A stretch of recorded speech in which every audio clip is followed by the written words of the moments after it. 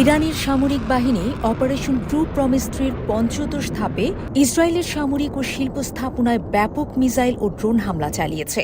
বৃহস্পতিবার চালানো এই হামলাটি ছিল এখন পর্যন্ত সবচেয়ে বড় পাল্টা আঘাত, যার লক্ষ্য ছিল তেল আবিব ও হাইফার গুরুত্বপূর্ণ সামরিক ও প্রযুক্তি কেন্দ্র।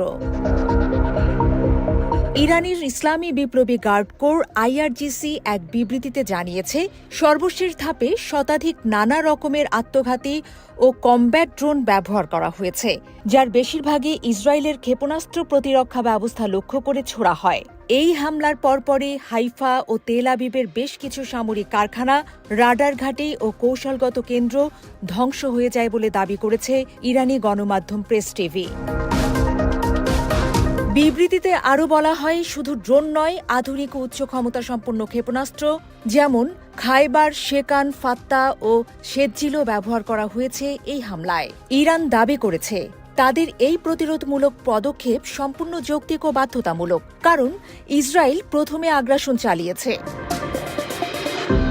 এই অপারেশনের আগেই বুধবার এক ভিডিও ভাষণে ইরানের সর্বোচ্চ নেতা আয়াতুল্লাহ আলী খামেনি হুঁশিয়ারি দিয়েছিলেন, ইরান কখনো কোনো চাপের কাছে মাথা নত করবে না, আর কোনো চাপ যদি চাপিয়ে দেয়া হয় তার জবাব কঠোর ও ধ্বংসাত্মক হবে।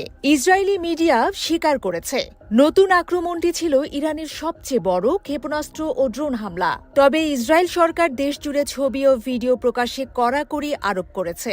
এমনকি লাইভ ভিডিও বন্ধ করা হয়েছে, যাতে ক্ষয়ক্ষতির সঠিক চিত্র বাইরে না যায়।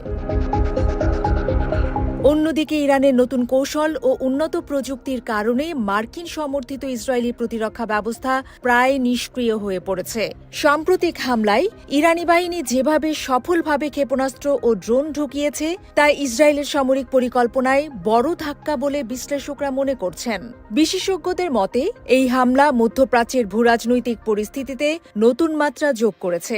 ইসরায়েল এখন কঠিন সংকটে, একদিকে অভ্যন্তরীণ নিরাপত্তা প্রশ্নে দুর্বলতা, অন্যদিকে আন্তর্জাতিকভাবে সমালোচনার মুখে পড়েছে।